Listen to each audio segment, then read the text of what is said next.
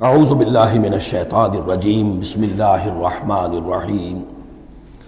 یا ایھا النبی قل لمن فی ایدیکم من الاسریٰ، اے نبی کہہ دیجئے ان لوگوں سے جو آپ کے قبضے میں ہیں قیدی۔ اب قیدیوں میں جان لیجئے حضرت عباس ابن عبد المطلب بھی تھے رضی اللہ عنہ، جو حضور کے چچا تھے۔ گمان غالب یہ ہے کہ وہ ایمان تو لا چکے تھے، اپنے ایمان کا اعلان نہیں کیا تھا، لہذا جنگ میں کفار کے ساتھ ہو کر آئے تھے، وہ بھی گرفتار تھے۔ اور بھی کچھ لوگ تھے کہ جن کے بارے میں حضور جانتے تھے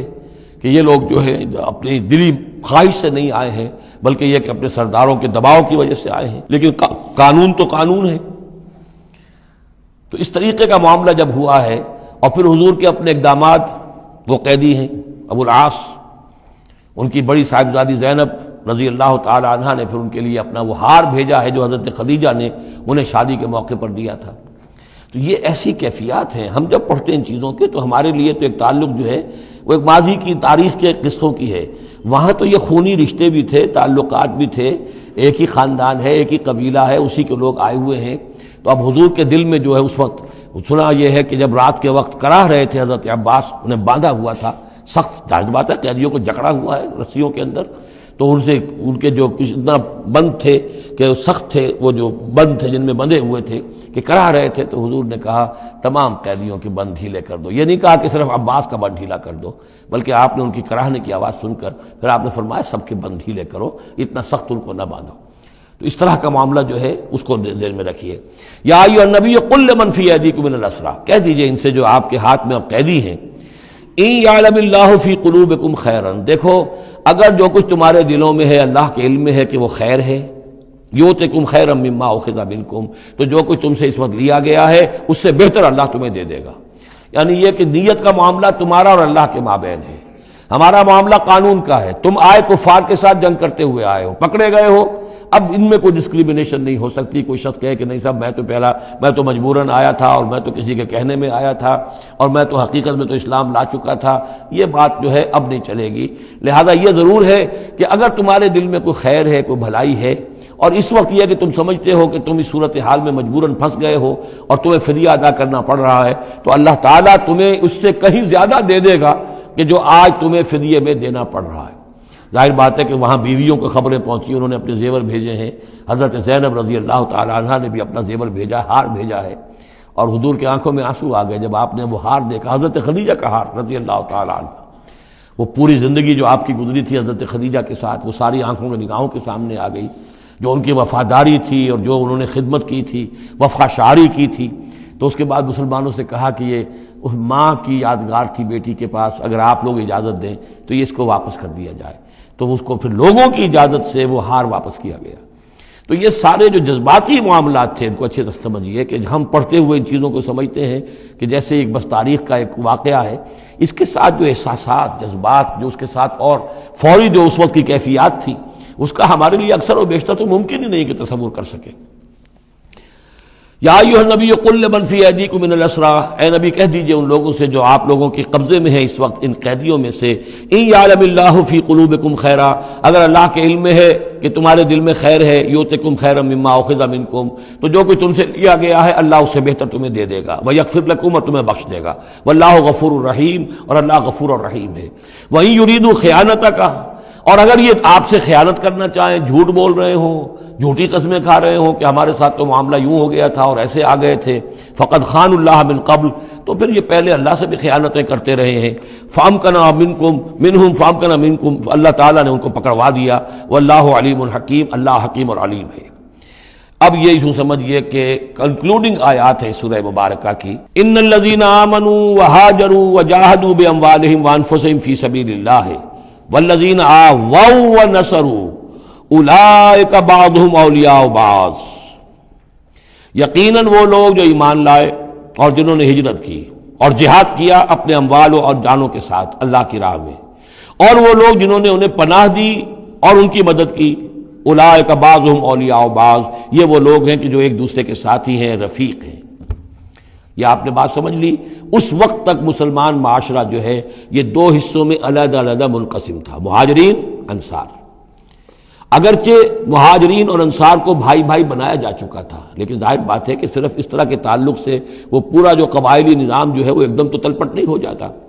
تو اس وقت تک یہ صورتحال بھی یہ ہے کہ جو پہلے جو 8 مہمیں حضور نے بھیجی ہیں اس میں کسی انصاری کو شریک نہیں کیا، وہ ایکسکلوسیولی مہاجر فینومینن تھا۔ جنگ بدر میں پہلی مرتبہ جو ہے انصار شریک ہوئے ہیں، ورنہ پہلے صرف مہاجرین تھے۔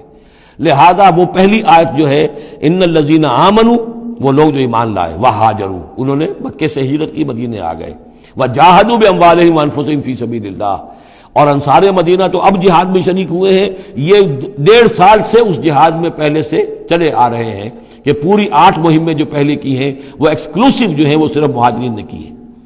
وجاہدوا باموالہم وانفسہم فی سبیل اللہ، یہ ایک طبقہ ہو گیا، ایک جماعت ہو گئی۔ والذین آووا، اور انصار کی شان کیا ہے؟ انہیں جگہ دی، پناہ دی، اپنے گھر تقسیم کر دیے، اپنی دکانیں تقسیم کر دی، اور اس طریقے سے مسلمانوں کے لیے اپنے دلوں میں بھی اور اپنے گھروں میں بھی پوری جگہ پیدا کی۔ اولئک بعضهم اولیاء بعض، انہوں نے مدد بھی کی، یہ سب ایک دوسرے کے ساتھی ہیں۔ والذین آمنوا ولم یہاجروا، اور وہ لوگ کہ جو ایمان لائے لیکن ہجرت نہیں کی، ما لکم من ولایتہم من شیء، تمہارا ان کے ساتھ اب کوئی تعلق نہیں۔ آگے چل کر سورہ نساء میں جو بعد میں نازل ہوئی ہیں، پڑھ چکے ہیں ہم پہلے، ان میں تو یہ ہے کہ وہ کافر اور منافق قرار دیا گیا، ان کے ساتھ وہی سلوک کرو جو کافروں کے ساتھ ہے، انہیں پکڑو اور قتل کرو، الا یہ کہ کسی ایسی قبیلے سے ہوں جن کے ساتھ تمہارا معاہدہ ہو، وہ پورا قانون وہاں آ گیا ہے۔ لیکن یہاں بھی پہلی بات بتا دی گئی، اب کوئی ولایت باہمی تمہاری ان کے ساتھ نہیں ہے۔ یعنی فرض کیجئے کوئی شخص کہتا ہے میں تو ایمان لا چکا تھا، مجبوراً آئے تھے لیکن ہجرت کیوں نہیں کی؟ جب ہجرت نہیں کی تو اب تمہارا شمار ہوگا انہی لوگوں کے ساتھ جن کے ساتھ تم جنگ کر کے آئے ہو۔ تم یہ نہیں کہہ سکتے کہ میرا تعلق جو ہے اہل ایمان سے شمار کیا جانا چاہیے۔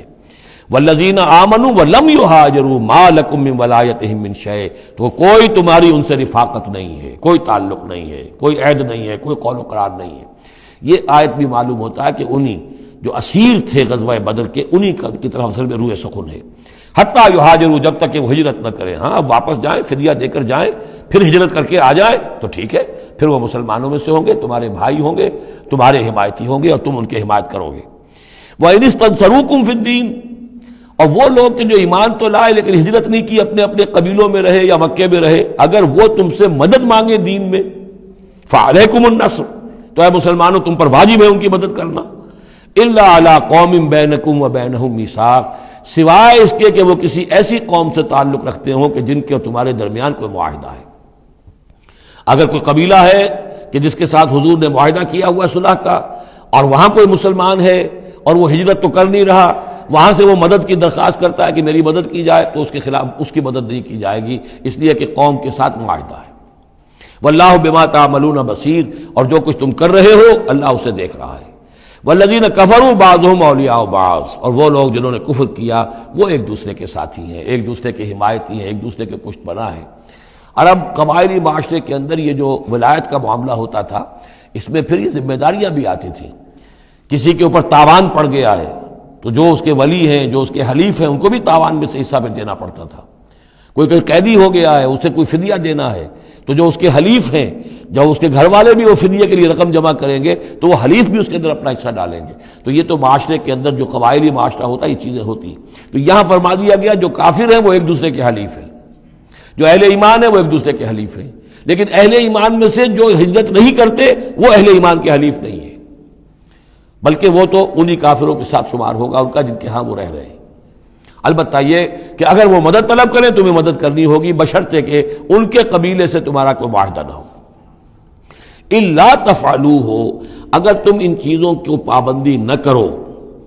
ایک مسلمان ہے، وہاں سے اس نے خط لکھ دیا ہے کہ مجھے یہاں ستایا جا رہا ہے، حالانکہ اس قبیلے سے آپ کا معاہدہ اور آپ چڑھ دوڑے اس قبیلے کے اوپر، تو یہ معاملہ نہیں چلے گا دنیا کے اندر۔ ہر چیز کا ایک قاعدہ ہے، قانون ہے، اسے وہاں سے ہجرت کرنی چاہیے، یا ہجرت نہیں کر رہا ہے تو تکلیف جھیلنی چاہیے، برداشت کرنی چاہیے۔ مسلمان مدد نہیں کر سکتے چونکہ اس کے قبیلے سے مسلمانوں کا معاہدہ ہے۔ الا تفعلوه، اگر یہ قواعد و ضوابط پیش نظر نہیں رکھو گے، ان کی پابندی نہیں کرو گے، تکن فتنۃ، تو پھر تو یہ ہے کہ فساد برپا ہو جائے گا، فتنہ پھیلے گا، فی الارض و فساد کبیر، اور بہت بڑی جو ہے بدامنی ہو جائے گی۔ صدق اللہ العظیم۔